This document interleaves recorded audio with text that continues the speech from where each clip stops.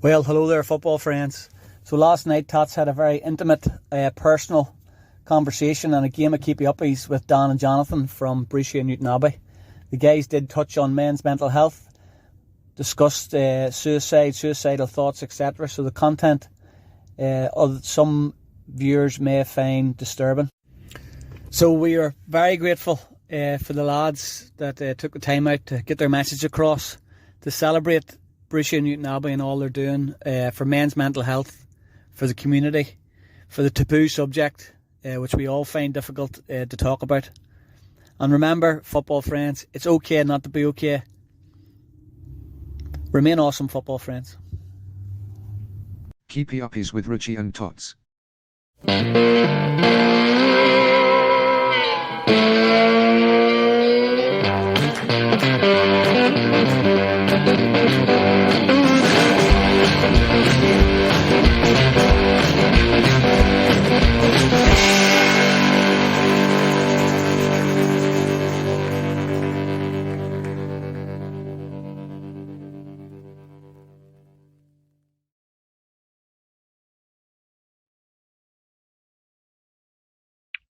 So welcome everybody to the next episode of Keepie Uppies.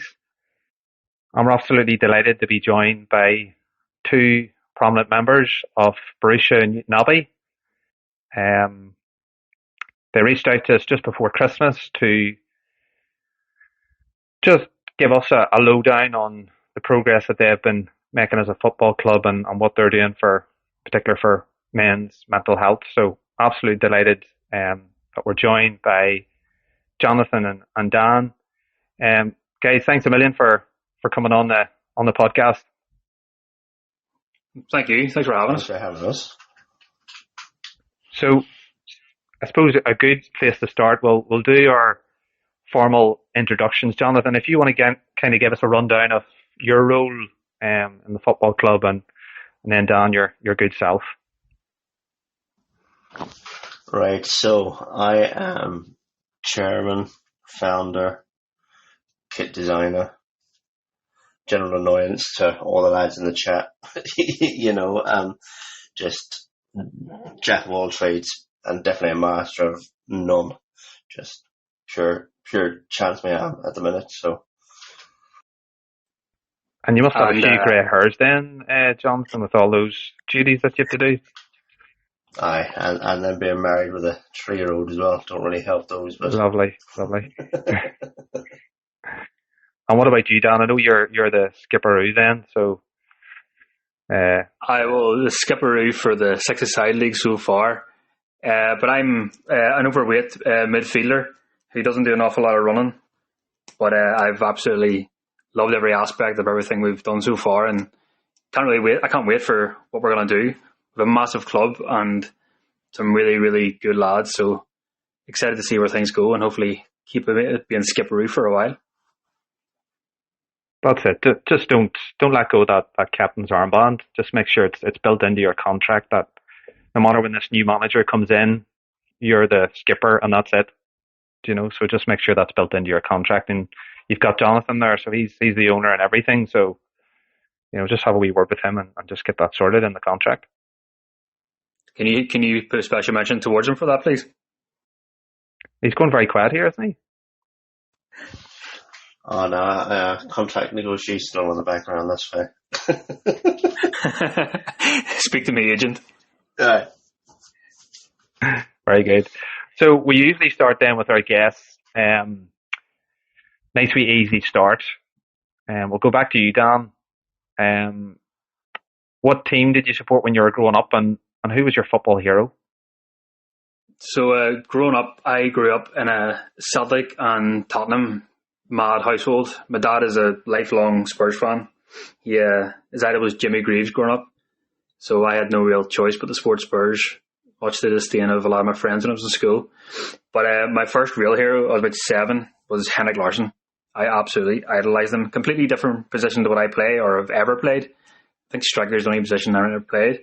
But I just loved his movement. He wasn't the biggest, but he put himself about. He could win a header. He was kind of like, he could drop in the midfield and knock the ball forward. He was just a genius. And then from a Spurs aspect, Robbie Keane. Again, another striker, but I just loved the way he finished. He was fearless. He could do whatever. But then, sort of as I got older, as I became more of aware of my own position, was Michael Carrick. He wasn't flashy, nor am I, but he could pick a pass, he could turn, he could move. He was just really, really intelligent. Him and Luka Modric, I would sort of put in the same sort of league in terms of their ability. But Luka Modric probably is my favourite player for Spurs of all time, without a shadow of a doubt. I think he's ageless. He's 37, 38, and he's still one of the best players in Europe. So for me, Henrik Larsson and probably Luka Modric are my two absolute footballing icons. Yeah, two brilliant players. And look at Modric. I'm a Liverpool fan, and Real Madrid just taught us a lesson from about the 30th minute onwards. And look at Modric just was gliding past a couple of our midfielders late in the game. Brilliant player. And Larsson as well. Oh, yeah. And my dad still idolises Luka Modric. He's always said he's the one that got away. So, yeah, as long as he can destroy Liverpool, I don't mind. Okay. There's no need for that. And Jonathan, what about yourself? Who did you support when you were growing up? And what about your football hero? I was born and grew up in Essex, as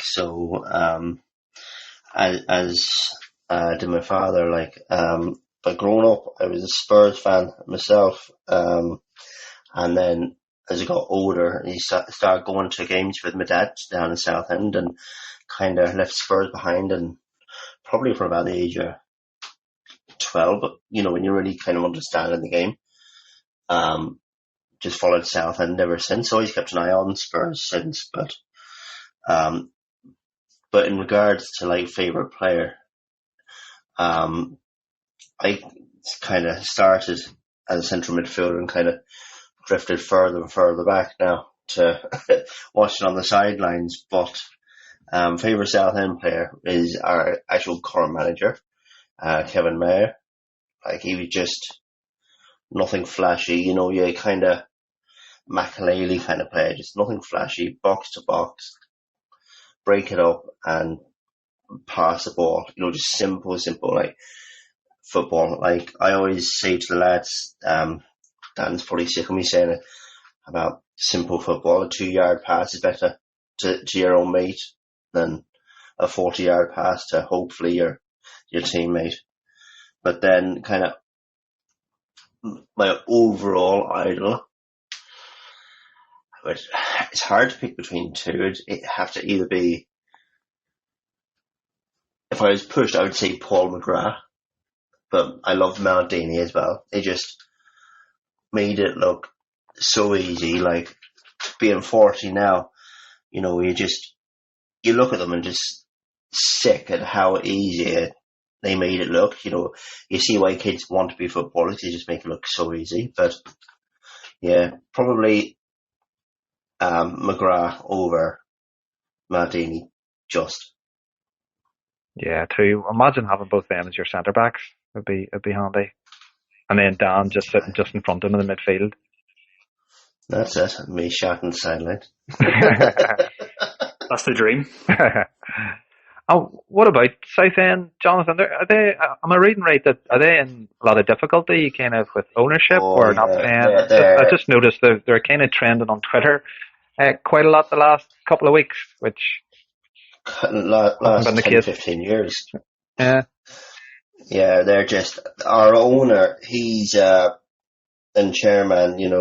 He's a property developer, and basically, God, my dad's 70 now, and nearly as long as he's been alive, they've been moved to a new stadium.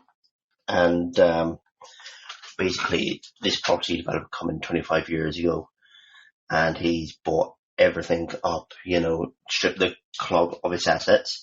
If you bought a club, he'd probably charge you phenomenal rent, so you'd need a good few quid to buy the club and the ground, everything off him.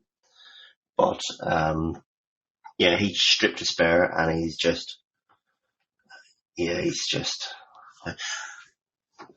almost ruined us. We're literally hours from being liquidated because of him.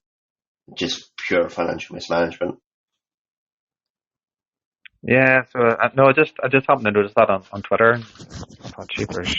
It just didn't sound good, and it's awful when Southend's been about for cheapers years and years. I remember even when I used to play a championship manager back in the day, I would have managed Southend, to try and get them up through the divisions, so I almost had like a wee soft spot for them. So when I was kind of reading they're in such financial difficulties, thinking cheapers, it's awful, and it's happened to so many clubs over the last number of years. There was obviously Bury in huge financial difficulty, and Mansfield, countless, which is awful. So keeping it local, one of our great best players over the last 10 years, Cian Bolger, that plays for Larne now, he played for us for a while. He's a great player. Yeah, and as you said, sort of local teams, Oma Town, who was in the Irish League for years there, just went completely bust, so it just shows you it can happen.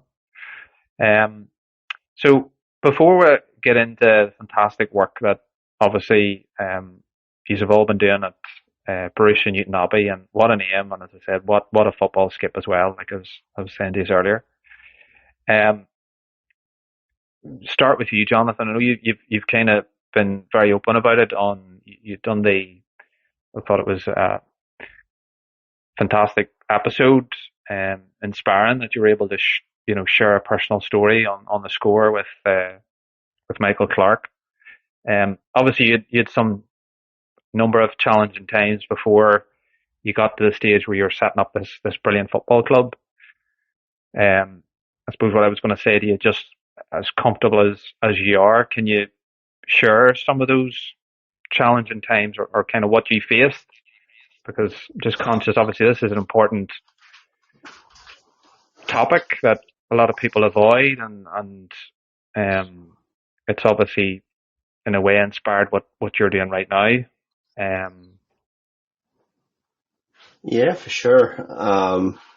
So the whole ethos, the backbone of Borussia Newtownabbey, is basically providing a place for men to play football and to talk. Turn around and say, I'm feeling shit, or bad, depending on how I said it, at the minute. And basically, my story probably started, if I look back, probably when I was about 12, 14 years of age. I was always a wee bit of an outsider. I lived in one town, went to school in another, so that probably didn't help. But first I really kind of noticed anything was when I was probably in that 12, 14 year brackets. But, you kind of put it down to hormones and all that kind of stuff going on. And then done my GCSEs, and then I just kind of stood still. It felt like I always wanted to go to university, basically, and my career guidance teacher turned and said, sure, uni's not for everybody. And then being a teacher, me being sort of 16, going, all right, Grant, you know best.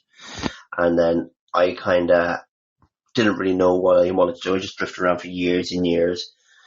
Played a lot of sport at a quite decent level, and then basically from about 17 on and off, 23 years on and off, I've been on medication for depression, and then later on for anxiety as well. So, which, I still suffer from today. And, it got to a stage, trying to think, I would have been about 22, a period of about 6 months where I tried to take my own life 4 times. And, I've always been the kind of person that I like to think I have, not always have an ear for somebody or look out for somebody. I want to not want people to go through what I've wanted to been through and stuff like that. And even before my issues, and then basically, long story short, COVID hit, my head just went completely sideways again through lockdown. And reached out to loads of clubs off the back of COVID about wanting to just get back into different sport and stuff like that, get back in sport again. And nobody got back to me. And then had a kickback with a few lads, and then just had this idea. That was August time last year, and our constitution was signed in October of last year. It's just been mental since. But that's kind of, believe it or not, that's the short and dumbed down version of it. But yeah. No, it's as I said, I thought it was just fantastic that you were able to share that story, because it'll resonate with so many people. And I think, especially for males, we do struggle to share our feelings, even if it is something like, we're depressed, we're feeling shit, we're anxious, because it's almost not within our DNA. If you go out with your friends, it's all about having a crack, slagging each other, having a bit of banter, as they say. And I think it is fantastic to, what you've all done in terms of setting up the football club, to set up a hub, a community that, yes, you can play a bit of football, but I'm sure you have a chat beforehand, afterwards, or you socialise now and again, that, you can be open and have that conversation about how you're feeling and things like that, because I think it's an important thing to have, which is great. Yeah, it's just that, kind of, without blaming just one kind of app, that kind of whole sort of Instagram generation, you sort of see all these ones on Love Island or whatever. Jesus Christ, he's a tanker if you're a woman, geez, she's something on her, and it feeds into all these different insecurities that people have. And then before you know it, you're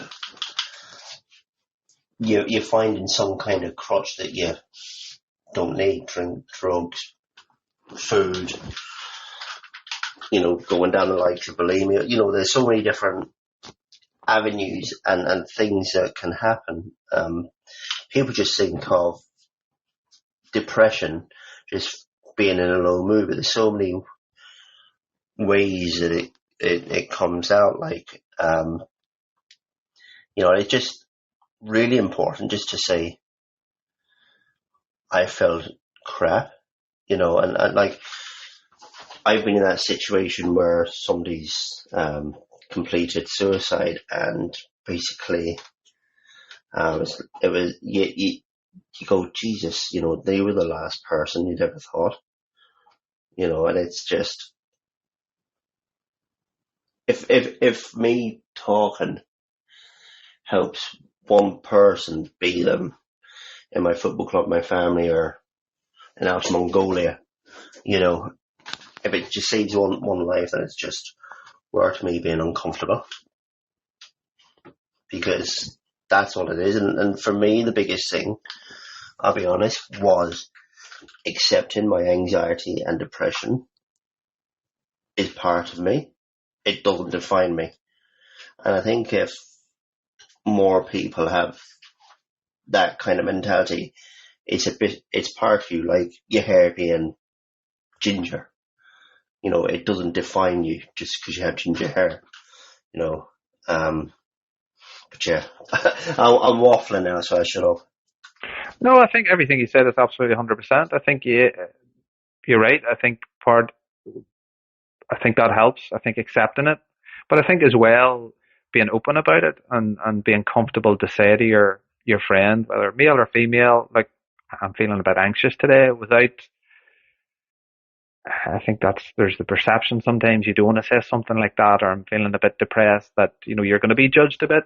I think we're in a better place than we were, 20, 30 years ago, but I think we can even get into a better place. I think we are making progress that way, but having, for example, in your case, the football club, I think it's just absolutely terrific, because you've got how many players now would you have within the squad that will be? Ooh, I would think we have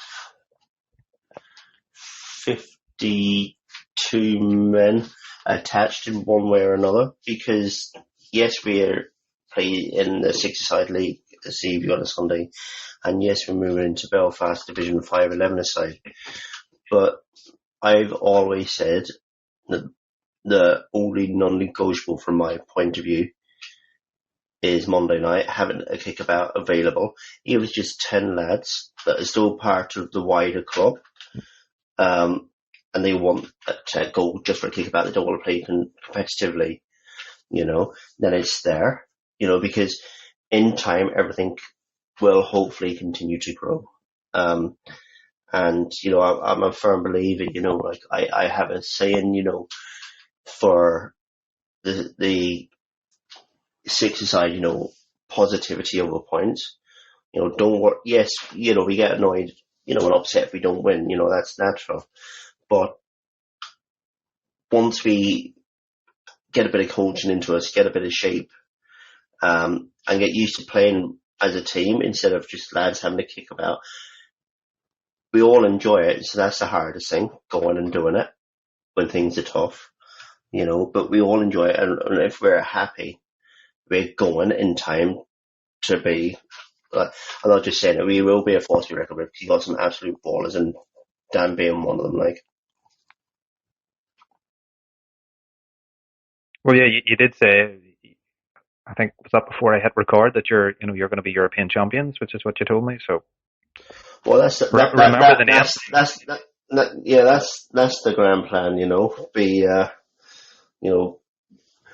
be European champions, Hopefully by 2035, that's the target I've set them, so. Yeah, don't no, don't do what Gerard Houllier did one year, that, in his first press conference, Liverpool, he was going to, I think he said he was going to win the league within 5 years. Don't say that. Yeah, just. Oh God, no. Stretch it out a wee bit longer. So first Division 5, maybe, No, but my overall dream of the club is sort of the European model. You look at the PSGs and the Barcelonas and the Olympiacos, they're not just football teams, they're sports clubs. So I would love, sort of long term to have, I don't know, a handball team, a basketball team that are under the umbrella of Borussia Newtownabbey. Just getting people out, playing whatever sport they want. They're all part of the wider culture. But need to win a few trophies for that to happen. No, it's fantastic. Or an oligarch. Dan, I want to bring you in, because you're obviously a player. You're in the thick of it. What is, what I guess inspired you to join Borussia Newtownabbey, and what's it like being in the thick of it? What's the atmosphere like as a player? Well, it was I'm not originally from the Newtownabbey area. I'm actually originally from Patrick, and so I moved up here. I bought a house here with my now wife in the September of 2019, so just before, a few months before the lockdown.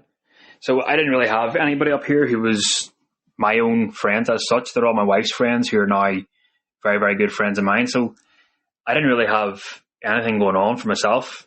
I played a lot of football growing up, and I played football in Dunpatrick, but it was 4 years pretty much since I last kicked the football, when my wife found an advert by Jonathan under his pseudonym, which I will not release. And it was on a Nextdoor app, and it was advertised basically as a football team based around mental health for men of all abilities and all fitness and things like that. And she pushed me to go and do it because she knew how much I missed football, and football's played a massive part of my life growing up. I've played football, Gaelic, golf, all sports, and I missed it so much. I needed to get out there and kind of be around fellas my own age, which is, saying out loud, is for a 32-year-old man to want to go out and make friends. It's a bit embarrassing to kind of say it, but it was something I needed for myself.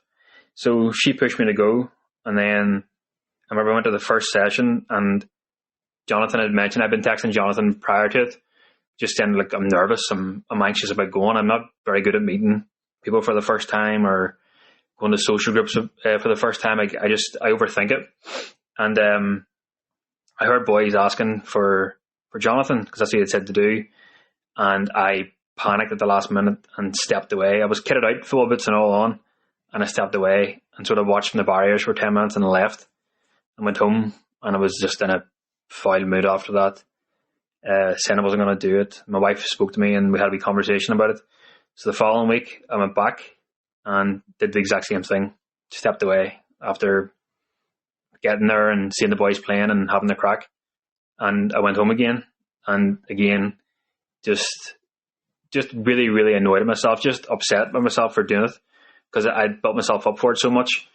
So my wife had a proper word with me and I had a proper word with myself, and then thankfully the third time lucky I went down and I got stuck in, and I haven't looked back since. It's honestly one of the best things I've done because I started around August, September time, and the lads were just so welcoming. Everybody was in the same sort of situation as I was. They've been out of football some boys are out of football for 11 years. Some are out of football for a few months. Boys have been through different things. I had been through different things, and it was just a really, really welcoming atmosphere. And it was just a bunch of lads who were there to play football and there to have a crack. If they didn't want to talk, they didn't need to talk. But if they wanted to, there was always an ear open. There's always somebody welcoming you. And it just felt like a community more than a football team. But it's absolutely fantastic to be part of. I've never seen a man as dedicated in my life as Jonathan. Like the amount of work that man does in the background, it's incredible. And it's very, very inspirational to be part of something that you can physically see growing from 7 boys to now 52. So it's been fantastic, and I can't wait to see what we do over the next few years until we win Champions League glory. Brilliant. And there's so many people that I'm sure could been in similar situations as you done. I can remember when our over 35s team just started up there, Oxford Sunnyside over 35s, about a year or two ago. And I'd been out of football since just before COVID had hit, because our reserve team league finished. We got to the stage where we couldn't field 11 players. We actually had to pull out of our league season about a month before COVID hit. So I hadn't played in a couple of years, and I was getting text messages about the over 35s team. And even though I knew quite a few of the players, even within the squad, so I would have known them, I just remember just putting it off, just through, there was nerves, anxiety. And I remember I did have to just force myself to go down, so I kind of totally get where you were coming from there. And yeah, you just nearly need to force yourself. And I just remember when I came away from the very first kind of training session, if you want to even call it that, over 35, what was I even worrying about? But I think when you're in that moment, you're maybe not thinking rationally, but it's only maybe when you reflect on that, you have that mindset, but not when you're in that kind of super anxious mindset, so. See, the problem with me was that I get right into my own head. So because I'd built it up so much for myself, I was like, what am I doing? I'm a grown man. Why am I nervous about going to meet other fellas that play a game of football? I've played football my entire life. I can kick a ball. I'm not going to make an idiot of myself. And if I do, sure, what does it matter? But in that moment in time, you're like, no, I can't do it. What if I actually do make an idiot of myself? I don't want people to be thinking, why is this boy down here playing football with us? Or, it was a very, very big moment for me to actually be able to go down there and introduce myself. And the fact that the first time I met the boys, they were shaking hands, asking me my name, asking me where I was from, and genuinely welcomed me into the group. I think it was about 16 of us, in that session. And the hour flew by, and it was just brilliant. It was just so nice to be part of something, which I hadn't been part of in a long, long time. And plus, you were in a good position that, it's not often the wife is encouraging you to go to football training. My wife's usually the opposite. She's telling me, you're not going to training again tonight now, for flip's sake. I've had to put the child down and give her a bath and everything. But I think she was happy to have me out of the house so she could watch what she wanted on Netflix. Because all we have, it's just the two of us and the wee dog. So the two of them just chill and I go off, play football and come back and go to bed. Now it's becoming clear, right? Okay. Slay. And Jonathan, what about you? I suppose the great thing, it's just the whole ethos, atmosphere. It sounds like you've heard it from the skipper about the fantastic atmosphere that's been created by all the hard work by your good self. I suppose the great thing that this is a completely new football club is that in terms of like culture, you're starting from scratch, which is great. It's not as if you're coming in, Jonathan, at a point where the football club's already been set up and you're trying to change the culture. What you're creating now is the culture going forward. Oh, it's hard to get a culture embedded sometimes, because lads want to play so much, which is great to see, but there's so much is going on in the background. We're having to fundraise for kits or,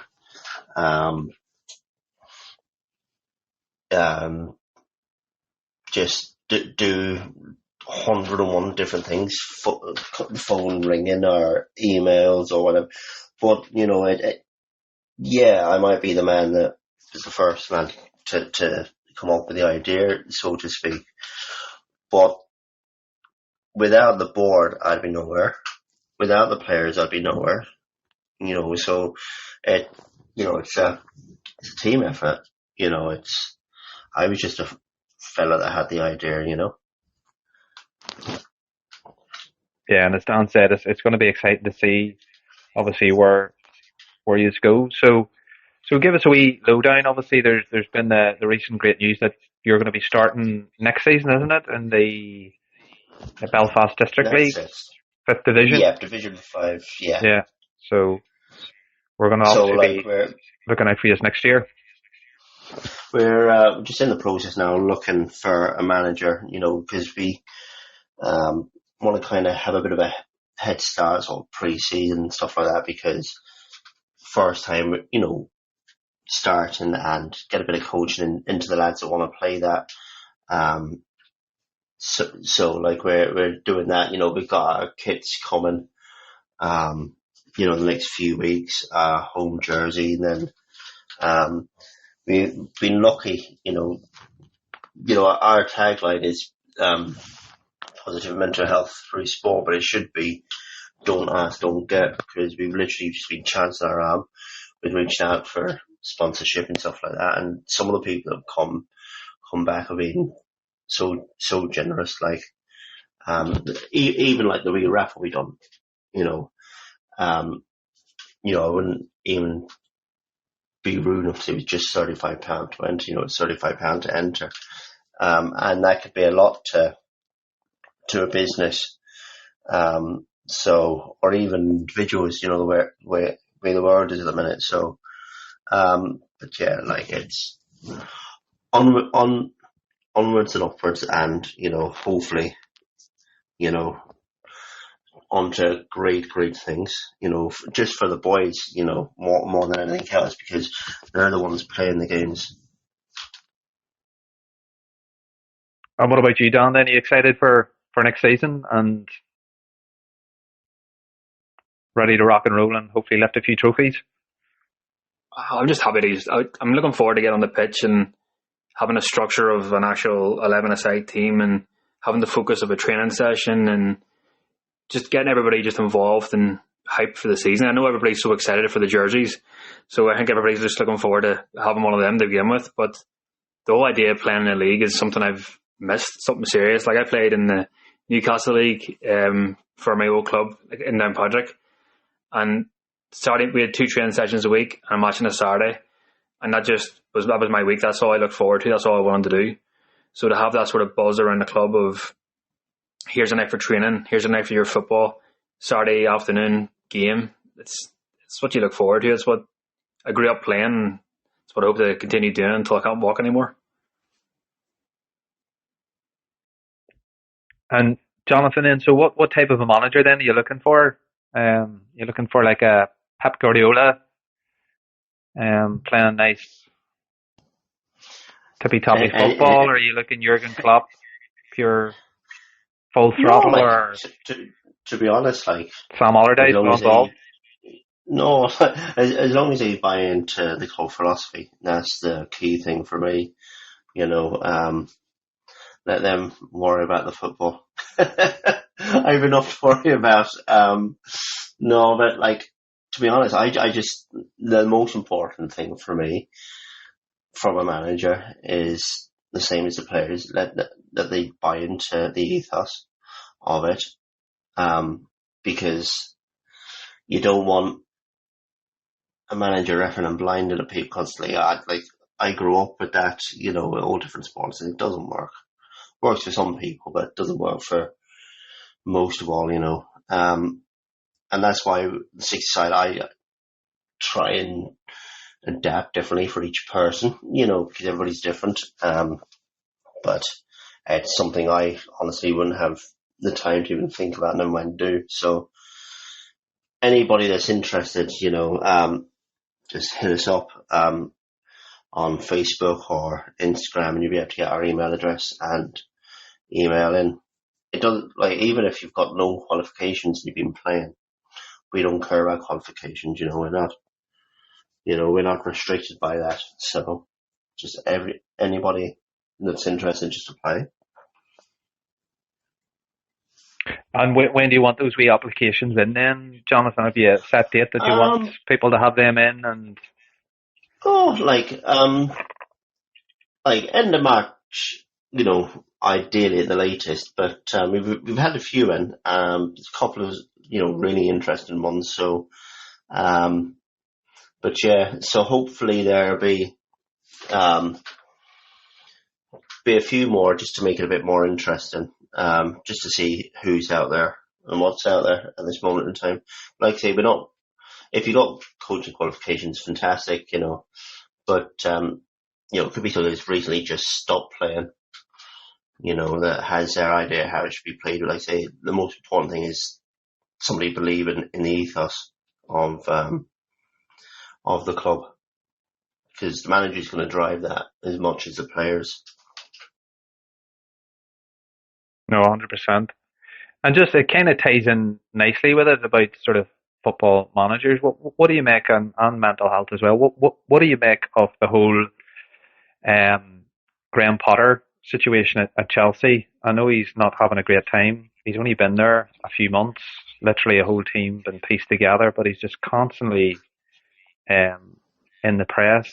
And I think he was quite open recently in a press conference about how his mental health has been affected, and the Chelsea fans, he's been receiving death threats to him and his family, which obviously is crossing the line there. But what's your thoughts on that? You know, about the constant talk about his future and phone-ins. I think David Moyes even came out and supported him. A couple of managers have come out, but David Moyes, you know, said he doesn't feel it's helpful that, you know, for example, some radio stations will have phone-ins asking people, should Graham Potter get the sack?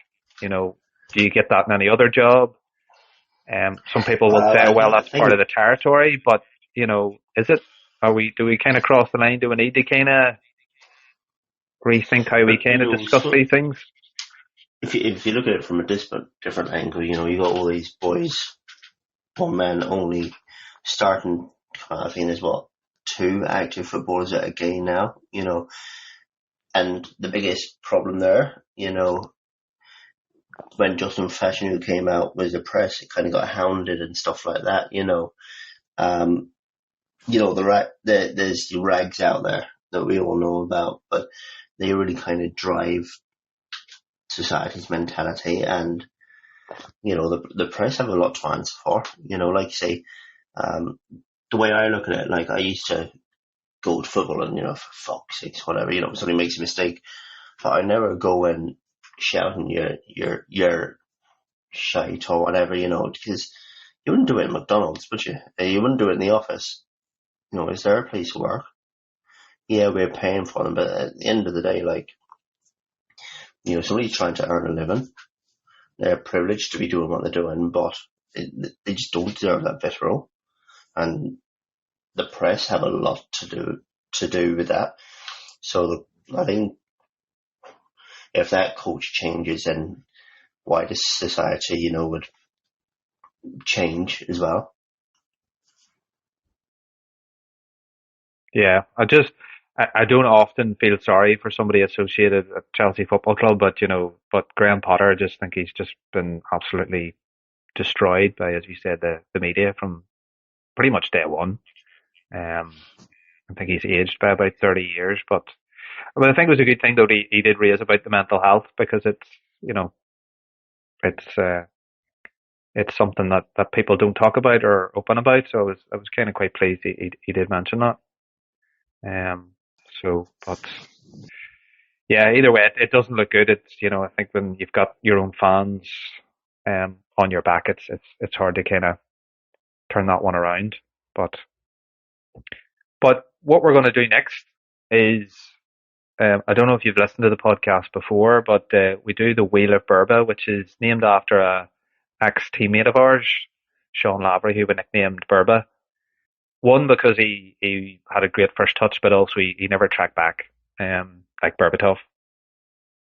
So, Love it. So we're going to start with you. What a guy. Ah, yeah, what a player. He didn't really need to track back, to be honest. He was that good. No. So it's simply a wheel which I bought off Amazon for £10, and honestly, it wouldn't even be worth £1. It has an arrow on it which spins round. It'll land on a topic. So we'll start with you, Dan, and whatever the topic is, you have to answer it. So there's various topics. So I'm just going to spin it here, and we'll see where it lands. Always seems to land on this one. Ultimate five-a-sides. Okay, so Dan, you're the football manager. Okay, so you're not the skipper anymore. Right. Okay. Okay, so you have to take off your captain's armband. You're the manager. You have to pick your ultimate five-a-side. So it's like in history, or 4 legends, dead or alive. Okay, and also 1 player that you currently play with in your six-a-side. Oh God! Right. Okay. But there's a slight. This could burn a few bridges for some boys, maybe. I don't know. It could. So choose wisely. But also, because we're just sick of people picking them, you're not allowed to pick Cristiano Ronaldo. You're not allowed to pick Messi. And they tend to be the 2 main ones. Yeah. I wouldn't pick Ronaldo if you paid me. Okay. Well, you're not allowed to pick him anyway, or Messi. Okay, so 4 legends, dead or alive, and 1 current teammate. Or, you know what, it could be, we said teammate, it could be maybe an ex-teammate of your days in Newcastle League if there's somebody that stands out. Right, okay. Goalkeeper. See, that's a tough one, because I grew up watching football in the late 90s, early 2000s, and there were some cracking goalkeepers. I'm going to have to say Buffon. Going to go Buffon? Okay, yeah. Because the man is just timeless. Is he still playing now? I think he's still playing in his 40s, yeah. Yeah, I think he's in Parma. I think something tells me he went back to I think he's still absolutely smashing it. God, who would have picked? So you're saying 5-a-side, so we're not going 6-a-side, we're going 5-a-side? Yeah, this is 5-a-side, yeah. See, this is where it's tough, because we used to sit in biology in school and try and write this out. That's why I was so bad at science. Centre back.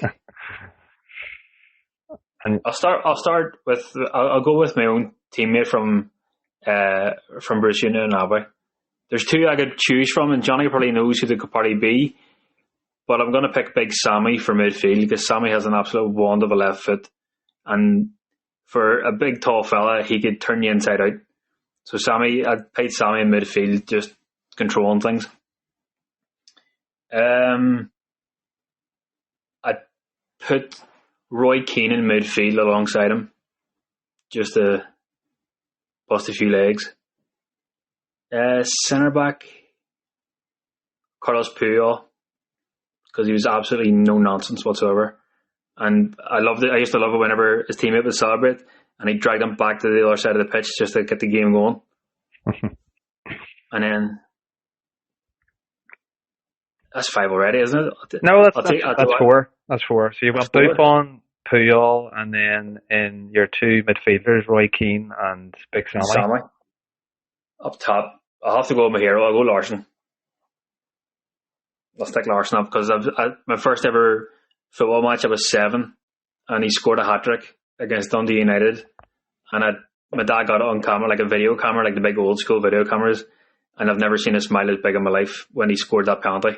To see this hat-trick down in the end where we were, the Jock Stein stand, and I just was over the moon. So yeah, that's a random team. You put me in the spot there. I wasn't expecting that. But there you go. Yeah, that wasn't bad. That wasn't bad. No, if I could sit back and think about it, if you give me a week there, I could have named you 5-a-side teams. But I have to say that for some reason it always seems to land, and I don't know whether this wheel is sort of a bit slanty at some side, but it always seems to land an ultimate 5-a-side. But out of all the people that have answered ultimate 5-a-side, you're the only one that's went with a goalkeeper. Everybody's kind of went fly nets. So. Oh no! I work in a primary school and I work in an after school club from 3 to 5, and the boys always want to play a fly keeper, and I just refuse because not one person stays back. Exactly, I totally agree. So if I pick it doesn't. We do it our over 35s training. Fly nets, but I always end up doing nets. Nobody thinks about nets or thinks about getting back to cover the net. And there's a fella. It does not work. So I refuse to have fly keeper being even considered. Totally agree. So yeah, I think you're, to be honest with you, out of all the 5-a-sides, I would say that's probably one of the strongest. And I think Big Sammy definitely gives it the edge because he sounds like a bit of a baller. And the left footers usually are. Sammy's class, yeah. Yeah. Like Dan says, for big tall man, he's. A bit like Berba, very delicate feet. Like. Oh, yeah. Okay, Jonathan, your turn now, so I'm going to spin the wheel. I pretty much guarantee it's going to land on ultimate 5-a-sides, but we'll see. Oh, it didn't, but it was close to. Legends go dating. Okay. So, Jonathan, you have to pick 2 legends, again, dead or alive, that you go on a date with. Why? And also, what would be your choice of drink? Alcoholic or non-alcoholic? Maradona, for one. Just because he's Maradona. Stories you could tell you. He wouldn't need any alcohol? Oh, fuck no. And then... I'm trying to think. Big Sammy? So yeah, I know Kevin from South Indies, from Mayor. There's so many. So there's you could go with